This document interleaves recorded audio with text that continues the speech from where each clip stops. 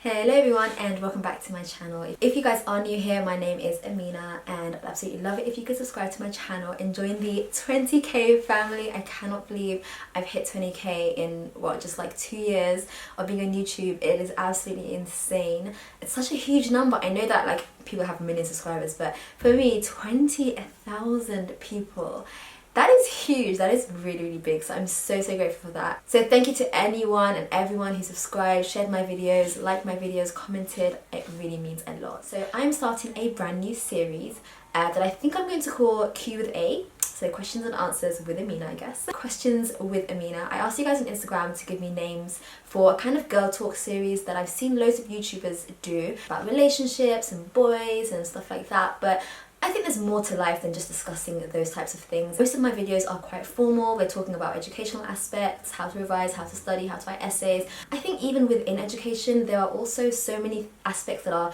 informal, so many aspects that you have to navigate for yourself that cannot just simply be given to you in a top 5 list. Here are 5 things you need to do to achieve this. Most women that I've seen on YouTube discussing these videos, as much as I enjoy them, a lot of the time I'm like, well, I wouldn't really do that. That's not really something that I could do. That's not really, you know, my style. That's not really my morals or, you know, the way that I live. But a lot of the time I feel like I don't relate. I can't relate to someone who is okay going to a club and drinking, or was brought up in a different way and has a different kind of family structure. I can't relate to that. And I thought I'd come onto here and give my perspective on different topics that I decide on talking about. So every single week I'll give you a specific topic that I want to discuss, ask you guys for some pointers, some sort of branches of discussion, and then I'll base what you guys have said and kind of question that and discuss that a little bit based on mine. So the first topic that I want to talk about is networking at university or even at work, in a social setting, in professional settings, just networking in general. And I think this is a really tough one because we're expected to network all the time, and that's one of the best ways of progressing in your career, progressing in university, progressing in life in general. You know, who you know is always better than like what you know or what you have. So being able to network and being able to make that community of friends or that community of colleagues and forming bonds outside of just work is so important, but it's just so difficult. So from my own experience, I find that in academia in particular, networking is almost always, I would say, for the past 4 years that I've been in academia, it's always been surrounded by alcohol. So it's always been at a pub or at a bar, or even if it's in the lab, there has to be a bottle of champagne or there has to be a bottle of wine or some beers or something. And you know, I don't blame the culture, I don't blame the people, because that's just how it is and that's just how it's always been. But it does make it really hard to assimilate, especially when you are, you know, invited to go to a pub and that's not necessarily the setting that you feel most comfortable, and by the end of the night most people that you're with are a little bit tipsy, a little bit drunk, and it's just not a very comfortable setting that I enjoy to kind of go to. And because of that, I've missed out on so many opportunities when it comes to networking. When someone new has come from a different country, or like a really top professor or a top academic has come from America and they go to network that evening, I don't necessarily go. At the same time, there are steps, especially now, to change that a lot, and I feel like now in academia you tend to go to maybe the student union.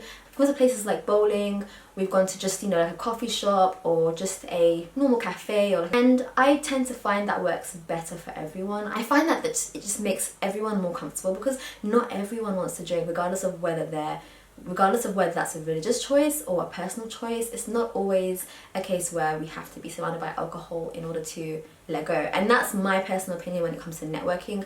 I just found it quite difficult, and I just haven't really been able to navigate myself around it very well. But let me see what you guys have said about it, and let me try to answer some of your questions. Someone said this is a very interesting topic, and yes, it is. I feel like no one really speaks about it. Everyone just networks in their own way, gets their own connections, and just moves on. So hopefully we can discuss it a little bit more today.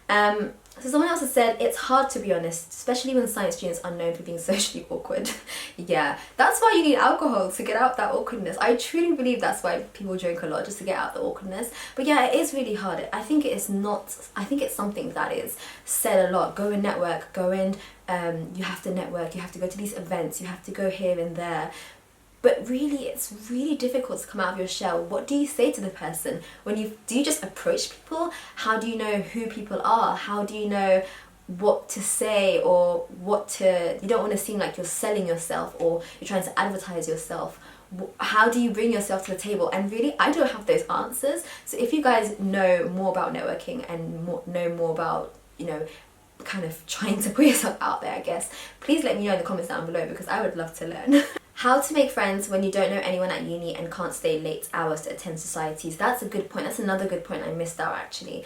Just staying late at university and late hours. A lot of these networking events tend to be like at 7 o'clock, 8 o'clock, 9 o'clock and go on quite late. Luckily, I've never had an issue with that because I have lived quite close to university for most of my life. I would say that you have to kind of compromise sometimes, and we can't expect events to happen at 4 p.m. when people are still in lectures and people are still, you know, in university.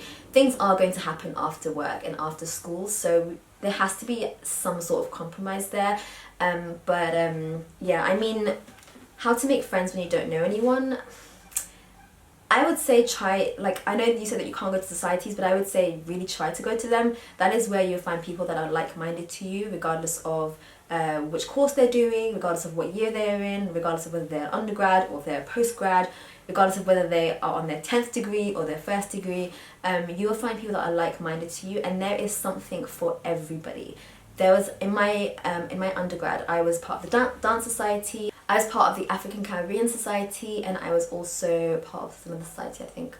There was a sports society. I was part of a few societies and I really enjoyed it, and I met so many people, like so many cool people actually, that were not on my course and I'm still in contact with today. So someone says, what really is the importance of networking? This is a good question.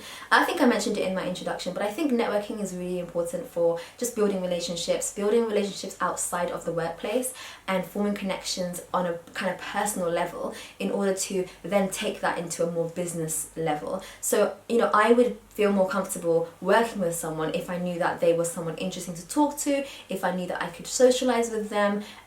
I would feel more comfortable working with them. Another good thing about networking is that you can find people that can really help you out.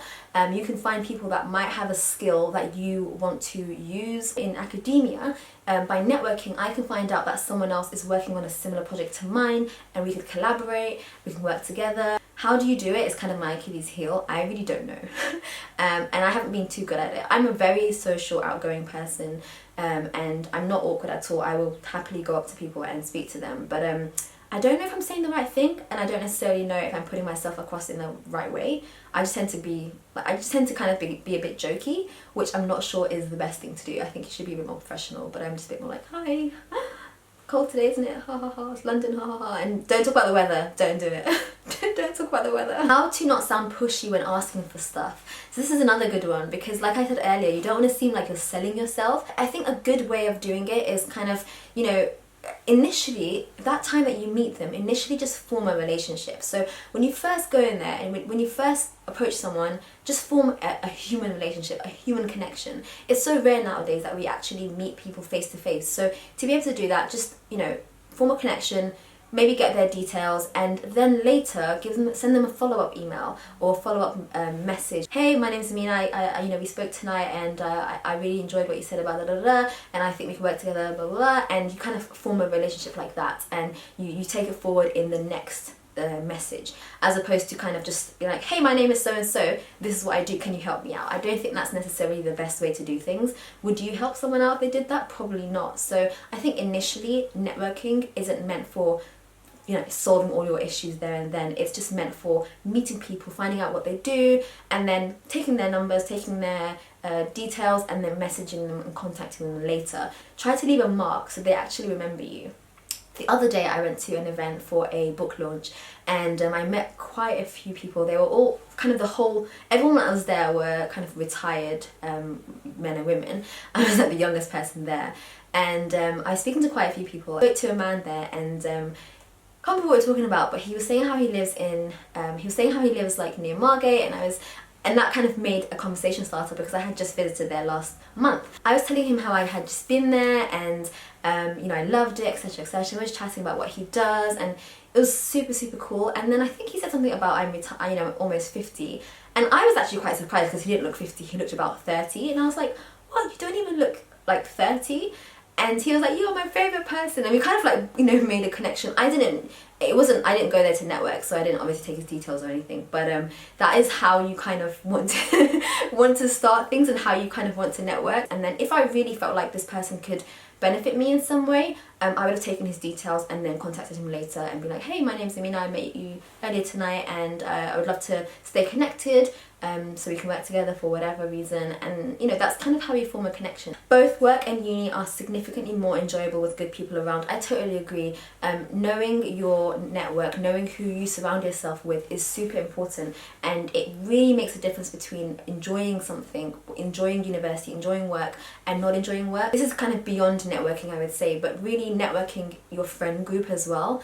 A lot of my close friends of today are people that I networked and then became friends with. A lot of the time you find that networking is not just for making business deals or finding people to give you jobs or opportunities. A lot of the time it's just to make friends and people that can support you and you can support them and you have similar interests. I think that's also very important to remember that.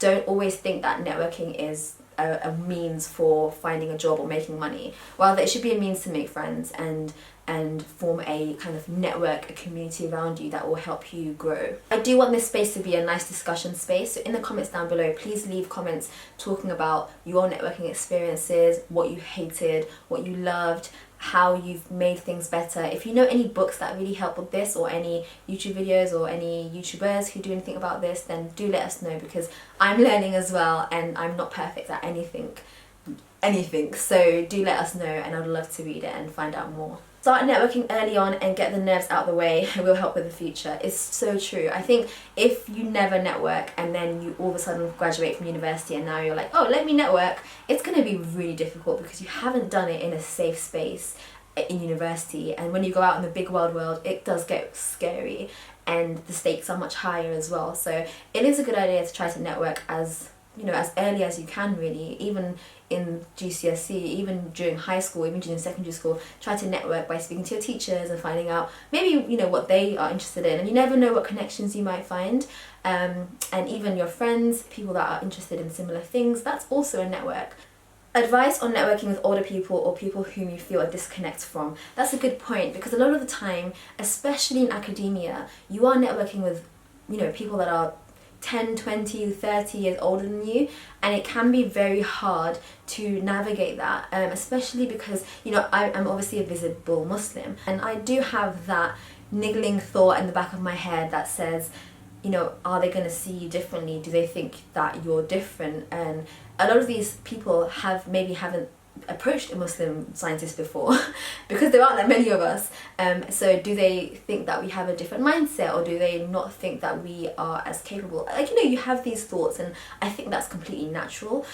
So it is really sometimes quite hard for me to sit there and have an intelligent conversation without me trying to make myself sound more intelligent. The whole time I'm like, I need to sound like I know what I'm talking about, because I need to make sure that I can validate myself. And I think that's not a good way to think. Just be yourself, say what you think you know what's right, whatever you want to say, and you know, if it's something that they want to argue with, I'm talking about science, by the way. If it's a scientific point that they want to argue with, then they can argue with that, and that's normal. You don't have to say what's perfect, or you don't have to know everything. Working in a whole building that I'm the only like black Muslim scientist really puts you on edge sometimes, because you always think to yourself, you want them to think that you are just as capable as anyone else here. I think you just have to be honest with yourself. You have to be just transparent, and you know, love yourself. And that is so cliche, love yourself, but honestly, just love yourself and believe in yourself. And if someone wants to understand you, if someone wants to listen to you and network with you, then they will. If they don't, then they keep on moving and you go to the next person.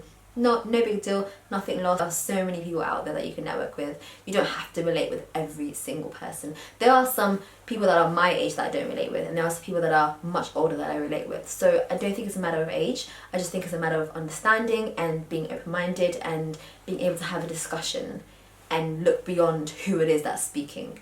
Forget that I'm younger than you, forget that I have less experience than you. If I have the knowledge to talk about something, then that should be what's validated and not anything else, really.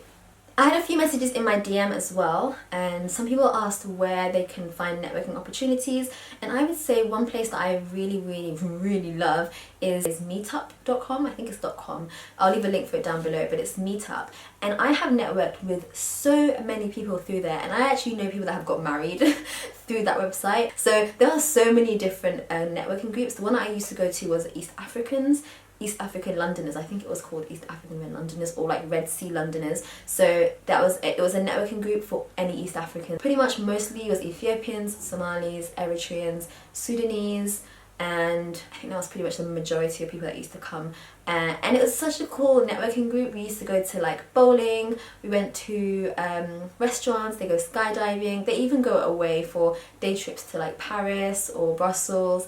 I think it's a super cool networking group. I'll leave the link for it down below as well. I haven't been in, I would say, like 2 years now, I'm not gonna lie, but we used to just go out and go for coffee and just meet up, and it's all done on the meetup group, so you don't have to like have anyone's numbers or anything. I don't have anyone's numbers, so it's all done on that website, and then you just say if you're coming or not, and then you go, and then yeah, you enjoy your day. You don't have to stay for the whole time, you can stay for half an hour, 1 hour, but honestly I met some really cool people there, and I think it's a great way of networking with people that are like-minded. I've also went to a photography one, so people that are interested in photography. I went to a gallery, I think it was a gallery, or was it a photo walk? Yeah, I think it was a photo walk. I went on a photo walk and we were just chatting, and I found so many people that were interested in photography, obviously, and we were discussing cameras and, you know, editing and just everything to do with cameras and photography, really. And I would never have been able to learn that much information in such a short space of time. I also went to one for French speaking, so it was like a French exchange group, so I would help them with English and they would help me with French. And it's really safe. You're going to Starbucks or Costa or something, really safe. But anyway, I think that's the end. I think that's the end of this video. I've talked for, I don't know, probably half an hour. Let me see. I think half an hour, yeah. I really hope that I helped open the discussion, and please discuss down below what you guys think about networking and, you know, your successes, your failures, your crazy stories. I would love to read them. I think it'll be really helpful for those that are just starting out. And please follow me on Instagram, because for the next one, again, like I said, I'll be asking for your thoughts and your discussion points and your questions, and for the next Q&A, and then again I'll do a similar thing and try to discuss it and try to go from there. So if you enjoyed this, then don't forget to give me a huge thumbs up as usual. Don't forget to subscribe and join the 20k family, and I'll see you guys in my next one. Bye.